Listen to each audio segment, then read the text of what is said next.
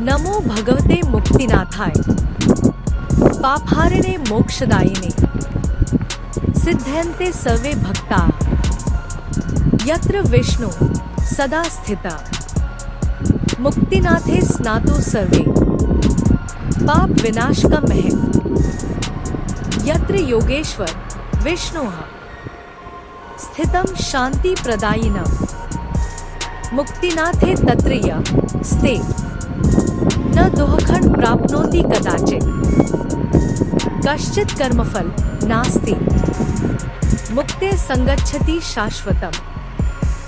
नमस्कार दोस्तों, आपका स्वागत है हमारे चैनल पर।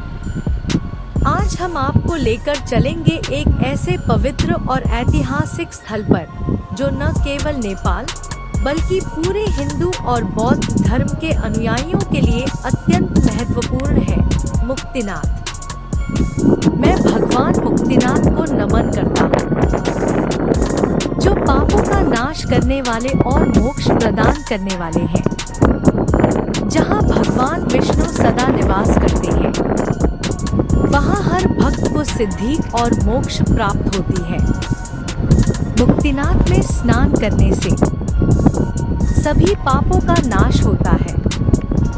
यह स्थान अत्यंत पवित्र है, जहाँ भगवान विष्णु योगेश्वर के रूप में निवास करते हैं और शांति प्रदान करते हैं।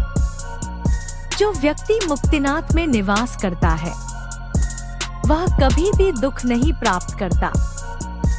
उसके सारे कर्मों के फल समाप्त हो जाते हैं और वह शाश्वत मोक्ष की प्राप्ति करता है।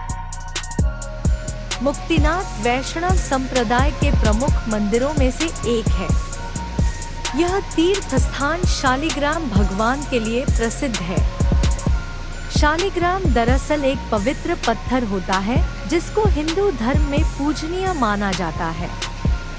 यह मुख्य रूप से नेपाल की ओर प्रवाहित होने वाली काली गंडकी नदी में पाया जाता है। जिस क्षेत्र में मुक्तिनाथ स्थित है, उसको मुक्ति क्षेत्र के नाम से जाना जाता है। हिंदू धार्मिक मान्यताओं के अनुसार यह वह क्षेत्र है जहां लोगों को मुक्ति या मोक्ष प्राप्त होता है। मुक्तिनाथ की यात्रा काफी मुश्किल है, फिर भी हिंदू धर्मावलंबी बड़ी संख्या में यहाँ तीर्थाटन के लिए आते हैं। यात्रा के दौरान हिमालय पर्वत के एक बड़े हिस्से को लांघना होता है। यह हिंदू धर्म के दूरस्थ तीर्थ स्थानों में से एक है। मुक्तिनाथ 108 दिव्य देशों में से एक है। यह दिव्य देश वैष्णवों का पवित्र मंदिर होता है। पारंपरिक रूप से विष्णु शालिग्राम शिला या शालिग्राम पत्थर के रूप में पूजे जाते हैं। इस पत्थर का निर्माण प्रागैतिहासिक काल में पाए जाने वाले कीटों के जीवाश्म से हुआ था, जो हिंदू धर्म में आराध्य है। पुरानी दंतकथाओं के अनुसार मुक्ति क्षेत्र वह स्थान है जहाँ पर मोक्ष की प्राप्ति होती है। यहीं पर भगवान विष्णु शालिग्राम पत्थर में निवास करते हैं। मुक्तिनाथ बौद्ध धर्मावलंबियों के लिए भी एक महत्वपूर्ण स्थान है। इसी स्थान से होकर उत्तरी पश्चिमी क्षेत्र के महान बौद्ध भिक्षु पद्मसंभव बौद्ध धर्म के प्रचार प्रसार के लिए तिब्बत गए थे, जो हिंदू धर्म में आराध्य है। पुरानी दंतकथाओं के अनुसार मुक्ति क्षेत्र वह स्थान है जहां पर मोक्ष की प्राप्ति होती है। यहीं पर भगवान विष्णु शालिग्राम पत्थर में निवास करते हैं। मुक्तिनाथ बौद्ध धर्मावलंबियों के लिए भी एक महत्वपूर्ण स्थान है। इसी स्थान से होकर उत्तरी पश्चिमी क्षेत्र के महान बौद्ध भिक्षु पद्मसंभव बौद्ध धर्म के प्रचार प्रसार के लिए तिब्बत गए थे। मुक्तिनाथ हेलीकॉप्टर के द्वारा पोखरा मुक्तिनाथ मार्ग या जोंगसोम मार्ग से भी एक दिन में जाया जा सकता है। इस मार्ग ने परंपरागत चढ़ाई के रास्ते को कुछ हद तक कम किया है, लेकिन आज भी आम लोग मुक्तिनाथ जाने के लिए चढ़ाई को ही प्राथमिकता देते हैं। चढ़ाई के समय दो अलग अलग रास्ते मिलते हैं। जो काली गंडक नदी के पास तातोपानी नामक जगह पर जाकर आपस में मिल जाती है। रास्ते में आमतौर पर सभी जगहों पर रुकने के लिए निजी लॉज मिल जाते हैं। ये लॉज सभी तरह की मूलभूत सुविधाएं मुहैया कराते हैं।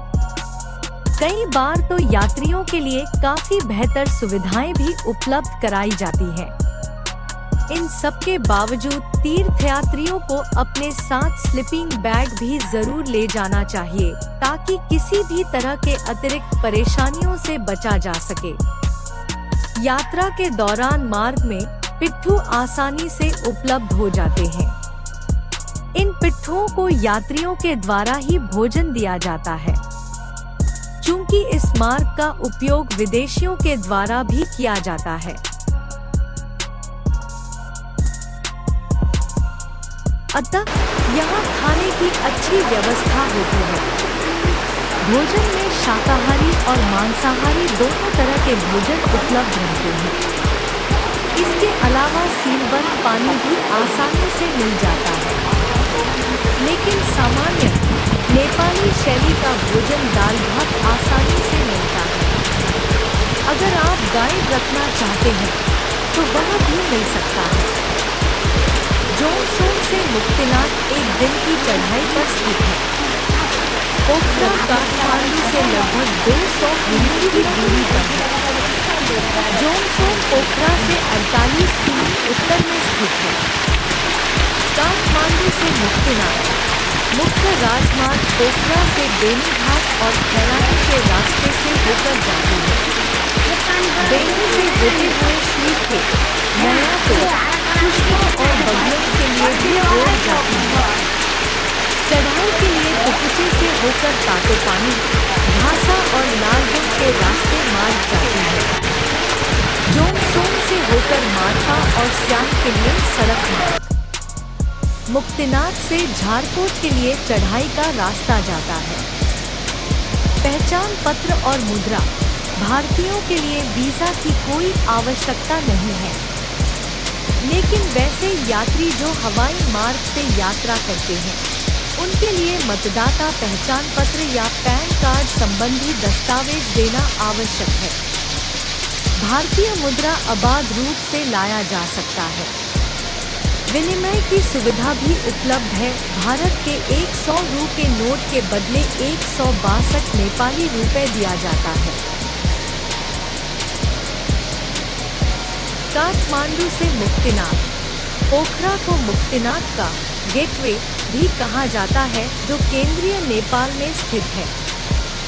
दर्शनार्थियों को यह सलाह दी जाती है कि वे पहले काठमांडू आएं तथा वहां से पोखरा के लिए सड़क या हवाई मार्ग से जा सकते हैं। वहां से पुनः जोंगसोंग जाना होता है। यहां से मुक्तिनाथ जाने के लिए आप हेलीकॉप्टर या फ्लाइट ले सकते हैं। यात्री बस के माध्यम से भी यात्रा कर सकते हैं। सड़क मार्ग से जाने पर पोखरा पहुंचने के लिए कुल 200 किमी की दूरी तय करनी होती है। पोखरा से मुक्तिनाथ के लिए 8 से 9 घंटे की चढ़ाई करनी होती है। शालिग्राम एक प्रकार का जीवाश्म पत्थर है, जिसका प्रयोग परमेश्वर के प्रतिनिधि के रूप में भगवान का आह्वान करने के लिए किया जाता है।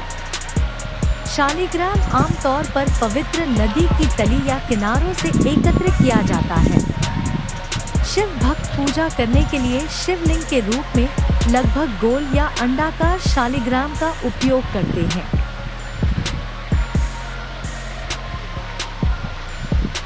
वैष्णव हिंदू पवित्र नदी गंडकी में पाया जाने वाला एक गोलाकार, आमतौर पर काले रंग के एमोनोइड जीवाश्म को विष्णु के प्रतिनिधि के रूप में उपयोग करते हैं। शालिग्राम को प्रायः शिला कहा जाता है। शिला शालिग्राम का छोटा नाम है, जिसका अर्थ पत्थर होता है। शालिग्राम विष्णु का एक कम प्रसिद्ध नाम है। इस नाम की उत्पत्ति के सबूत नेपाल के एक दूरदराज के गांव से मिलते हैं, जहां विष्णु को शालिग्रामम के नाम से भी जाना जाता है। हिंदू धर्म में शालिग्राम को सालग्राम के रूप में जाना जाता है। शालिग्राम का संबंध सालग्राम नामक गांव से भी है, जो गंडकी नामक नदी के किनारे पर स्थित है तथा यहाँ से ये पवित्र पत्थर भी मिलता है। पद्म पुराण के अनुसार गंडकी अर्थात नारायणी नदी के एक प्रदेश में शालिग्राम स्थल नाम का एक महत्वपूर्ण स्थान है। वहाँ से निकलने वाले पत्थर को शालिग्राम कहते हैं। शालिग्राम शिला के स्पर्श मात्र से करोड़ों जन्मों के पाप का नाश हो जाता है। फिर यदि उसका पूजन किया जाए तब तो उसके फल के विषय में कहना ही क्या है, वह भगवान के समीप पहुँचाने वाला है। बहुत जन्मों के पुण्य से यदि कभी गोष्पद के चिन्ह से युक्त श्री कृष्ण शिला प्राप्त हो जाए तो उसी के पूजन से मनुष्य के पुनर्जन्म की समाप्ति हो जाती है। पहले शालिग्राम शिला की परीक्षा करनी चाहिए। यदि वह काली और चिकनी हो तो उत्तम है। यदि उसकी कालिमा कुछ कम हो तो वह मध्यम श्रेणी की मानी गई है, और यदि उसमें दूसरे किसी रंग का सम्मिश्रण हो तो वह मिश्रित फल प्रदान करने वाली होती है। जैसे सदा काठ के भीतर छिपी हुई आग मंथन करने से प्रकट होती है, उसी प्रकार भगवान विष्णु सर्वत्र व्याप्त होने पर भी शालिग्राम शिला में विशेष रूप से अभिव्यक्त होते हैं। जो प्रतिदिन द्वारका की शिला गोमती चक्र से युक्त 12 शालिग्राम मूर्तियों का पूजन करता है, वह वैकुंठ लोक में प्रतिष्ठित होता है। जो मनुष्य शालिग्राम शिला के भीतर गुफा का दर्शन करता है, उसके पितर तृप्त होकर कल्प के अंत तक स्वर्ग में निवास करते हैं। जहाँ द्वारकापुरी की शिला अर्थात गोमती चक्र रहता है, वह स्थान वैकुंठ लोक माना जाता है। वहाँ मृत्यु को प्राप्त हुआ मनुष्य विष्णु धाम में जाता है। जो शालिग्राम शिला की कीमत लगाता है, जो बेचता है, जो विक्रय का अनुमोदन करता है तथा जो उसकी परीक्षा करके मूल्य का समर्थन करता है, वे सब नरक में पड़ते हैं। इसलिए शालिग्राम शिला और गोमती चक्र की खरीद बिक्री छोड़ देनी चाहिए। शालिग्राम स्थल से प्रकट हुए भगवान शालिग्राम और द्वारका से प्रकट हुए गोमती चक्र, इन दोनों देवताओं का जहाँ समागम होता है, वहाँ मोक्ष मिलने में तनिक भी संदेह नहीं है। द्वारका से प्रकट हुए गोमती चक्र से युक्त अनेकों चक्रों से चिह्नित तथा चक्रासन शिला के समान आकार वाले भगवान शालिग्राम साक्षात चित स्वरूप निरंजन परमात्मा ही है। ओंकार रूप तथा नित्यानंद स्वरूप शालिग्राम को नमस्कार है। शालिग्राम का स्वरूप, जिस शालिग्राम शिला में द्वारस्थान पर परस्पर सटे हुए 2 चक्र हों, जो शुक्ल वर्ण की रेखा से अंकित और शोभा संपन्न दिखाई देती हों, उसे भगवान श्री गदाधर का स्वरूप समझना चाहिए। संकर्षण मूर्ति में 2 सटे हुए चक्र होते हैं, लाल रेखा होती है और उसका पूर्व भाग कुछ मोटा होता है। प्रद्युम्न के स्वरूप में कुछ कुछ पीलापन होता है और उसमें चक्र का चिन्ह सूक्ष्म रहता है। अनिरुद्ध की मूर्ति गोल होती है और उसके भीतरी भाग में गहरा एवं चौड़ा छेद होता है। इसके सिवा वह द्वार भाग में नील वर्ण और 3 रेखाओं से युक्त भी होती है। भगवान नारायण श्याम वर्ण के होते हैं। उनके मध्य भाग में गदा के आकार की रेखा होती है और उनका नाभिक मल बहुत ऊंचा होता है। भगवान नृसिंह की मूर्ति में चक्र का स्थूल चिन्ह रहता है। उनका वर्ण कपिल होता है तथा वे 3 या 5 बिंदुओं से युक्त होते हैं। ब्रह्मचारी के लिए उन्हीं का पूजन विहित है। वे भक्तों की रक्षा करने वाले हैं। जिस शालिग्राम शिला में 2 चक्र के चिन्ह विषम भाव से स्थित हों, 3 लिंग हों तथा 3 रेखाएं दिखाई देती हैं,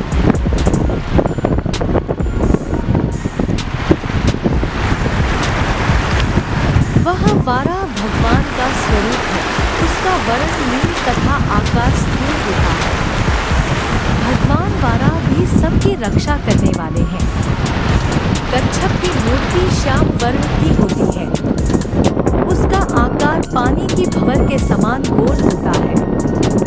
उसमें यत्र तत्र बिंदुओं के चिन्ह देखे जाते हैं तथा उसका पृष्ठभाग श्वेत रंग का होता है। श्रीधर की मूर्ति में 5 रेखाएं होती हैं। वनमाली के स्वरूप में गदा का चिन्ह होता है। गोल आकृति, मध्य भाग में चक्र का चिन्ह तथा नीलवर्ण, यह वामन मूर्ति की पहचान है, जिसमें नाना प्रकार की अनेकों मूर्तियों तथा सर्प शरीर के चिन्ह होते हैं। वह भगवान अनंत की प्रतिमा है। दामोदर की मूर्ति स्थूलकाय एवं नीलवर्ण की होती है। उसके मध्य भाग में चक्र का चिन्ह होता है। भगवान दामोदर नील चिन्ह से युक्त होकर संकर्षण के द्वारा जगत की रक्षा करते हैं, जिसका वर्ण लाल है तथा जो लंबी लंबी रेखा, छिद्र, एक चक्र और कमल आदि से युक्त एवं स्थूल है, उस शालिग्राम को ब्रह्मा की मूर्ति समझनी चाहिए, जिसमें बृहद छिद्र, स्थूल चक्र का चिन्ह और कृष्ण वर्ण हो। वह श्री कृष्ण का स्वरूप है। वह बिंदुयुक्त और बिंदु शून्य दोनों ही प्रकार का देखा जाता है। हयग्रीव मूर्ति अंकुश के समान आकार वाली और 5 रेखाओं से युक्त होती है। भगवान वैकुंठ कौस्तुभ मणि धारण किए रहते हैं। उनकी मूर्ति बड़ी निर्मल दिखाई देती है। वह एक चक्र से चिह्नित और श्याम वर्ण की होती है। मत्स्य भगवान की मूर्ति बृहद कमल के आकार की होती है। उसका रंग श्वेत होता है तथा उसमें हार की रेखा देखी जाती है। जिस शालिग्राम का वर्ण श्याम हो, जिसके दक्षिण भाग में एक रेखा दिखाई देती हो तथा जो 3 चक्रों के चिन्ह से युक्त हो, वह भगवान श्री रामचंद्र जी का स्वरूप है। वे भगवान सबकी रक्षा करने वाले हैं। द्वारकापुरी में स्थित शालिग्राम स्वरूप भगवान गदाधर। भगवान गदाधर एक चक्र से चिह्नित देखे जाते हैं। लक्ष्मी नारायण 2 चक्रों से, त्रिविक्रम 3 से, चतुर्व्यूह 4 से, वासुदेव 5 से, प्रद्युम्न 6 से, संकर्षण 7 से, पुरुषोत्तम 8 से, नवव्यूह 9 से, दशावतार 10 से, अनिरुद्ध 11 से और द्वादशात्मा 12 चक्रों से युक्त होकर जगत की रक्षा करते हैं। इससे अधिक चक्र चिन्ह धारण करने वाले भगवान का नाम अनंत है।